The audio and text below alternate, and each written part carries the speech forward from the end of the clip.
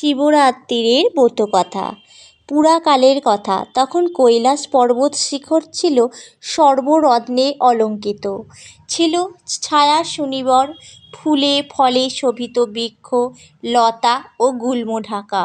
পারিজাতসহ অন্যান্য পুষ্পের সুগন্ধে চারিদিকে থাকত আমোদিত।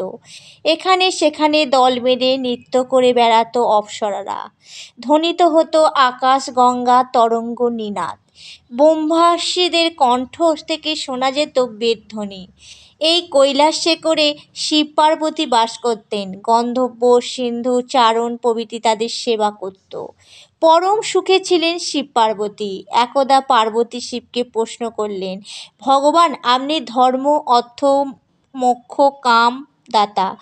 আপনি কোন ব্রত বা তপস্যায় সন্তুষ্ট হন? দেবী পার্বতীর কথা শুনে শিব বললেন, দেবী, ফাল্গুন মাসের কৃষ্ণপক্ষে চতুর্দশী তিথির রাত্রিকে শিবরাত্রি বলা হয়।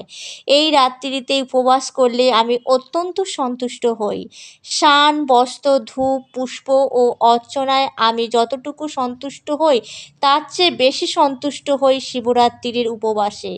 তিনি আরও বলেন, ব্রত পালনকারী ত্রয়োদশীতে স্নান করে সংযম পালন করবে, স্বপক্ষ নিরামিষ বা হবিষ্যান্ন ভোজন করবে, কুশ বিছিয়ে শয়ন করে আমার নাম স্মরণ করতে থাকবে, রাত্রির শেষ হলে শয্যা ত্যাগ করে প্রাতঃক্রিয়াদি করবে, অন্যান্য আবশ্যিক কার্যাদি করবে, সন্ধ্যায় যথাবিধি পূজাদি করে বিল্বপত্র সংগ্রহ করবে, তারপর নিত্যক্রিয়াদি করবে।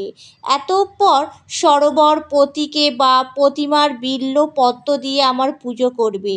একটি বিল্বপত্র দ্বারা পূজা করলে আমার যে প্রীতি জন্মায়, সকল প্রকার পুষ্প একত্রিত করে কিংবা মণি, মুক্তা, প্রবাল এবং স্বর্ণ নির্মিত পুষ্প দিয়ে আমার পুজো করলেও আমার তার সমান প্রীতি জন্মায় না।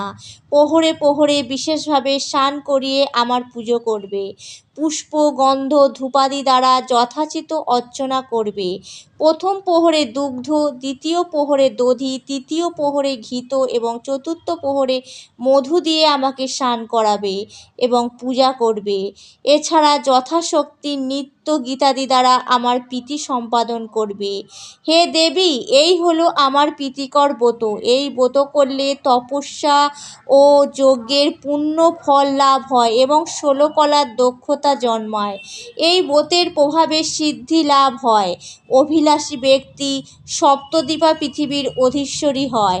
শিব পার্বতীকে আরও বললেন, এবার শিব চতুর্দশী তিথির মাহাত্ম্য বলছি, শোনো। একদা সর্বগুণযুক্ত বারাণসীপুরীতে ভয়ঙ্কর এক ব্যাধ বাস করত। বেঁটে খাটো ছিল তার চেহারা, আর তার গায়ের রং ছিল কালো। চোখ আর চুলের রং ছিল কটা। নিষ্ঠুর ছিল তার আচরণ।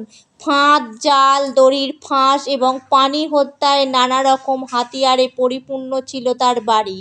একদিন সে বনে গিয়ে অনেক পশু হত্যা করল। তারপর নিহত পশুদের মাংসভার নিয়ে নিজের বাড়ির দিকে রওনা হলো। পথে ক্লান্ত হয়ে সে বনের মধ্যে বিশ্রামের জন্য একটি বৃক্ষমূলে শয়ন করল এবং একটু পরেই নিদ্রিত হলো। সূর্য অস্ত গেল, এলো ভয়ঙ্কর রাত্রি। ব্যাধ জেগে উঠল। ঘোর অন্ধকারে কোনো কিছু কারোর দৃষ্টিগোচর হলো না। অন্ধকারে হাতড়ে হাতড়ে সে একটি শ্রীফল বৃক্ষ অর্থাৎ বিল্ব বৃক্ষ পেল। সেই বিল্ব বৃক্ষে সে লতা দিয়ে তার মাংসভার বেঁধে রাখল।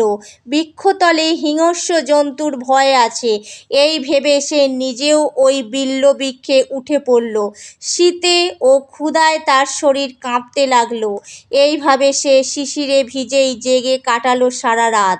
দৈববশত সেই বিল্ব বৃক্ষমূলে ছিল আমার একটি প্রতীক।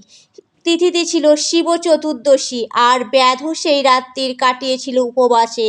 তার শরীর থেকে আমার প্রতীকের ওপর হিম বা শিশির ঝরে পড়ছিল। তার শরীরের ঝাঁকুনিতে বিল্বপত্র পড়েছিল আমার প্রতীকের ওপর। এভাবে উপবাসে বিল্বপত্র প্রদানে এবং শিশির স্নানে নিজের অজান্তেই ব্যাধ শিবরাত্রির ব্রত করে ফেলল। তিথি মাহাত্ম্য কেবল বিল্বপত্রে আমার যে প্রীতি হয়েছিল, স্নান পূজা বা নৈবেদ্যাদি দিয়েও সেই প্রীতি সম্পাদন সম্ভব নয়।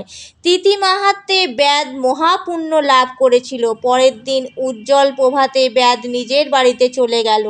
কালক্রমে ব্যাধের আয়ু শেষ হলো। যমদূত তার আত্মাকে নিতে এসে তাকে যথারীতি যমপাশে বেঁধে ফেলতে উদ্যত হলো।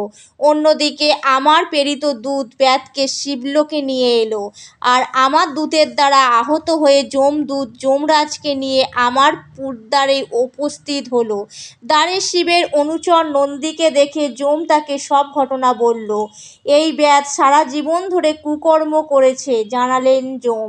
তার কথা শুনে নন্দী বলল, যমরাজ, এতে কোনো সন্দেহ নেই যে ওই ব্যাধ দুরাত্মা। সে সারা জীবন অবশ্যই পাপ করেছে, কিন্তু শিবরাত্রির ব্রতের মাহাত্ম্যে সে পাপ মুক্ত হয়েছে এবং সর্বেশ্বর শিবের কৃপা লাভ করে শিবলোকে এসেছে। নন্দীর কথা শুনে বিস্মিত হয়ে ধর্মরাজ তিনি শিবের মাহাত্ম্যর কথা ভাবতে ভাবতে যমপুরীতে চলে গেল।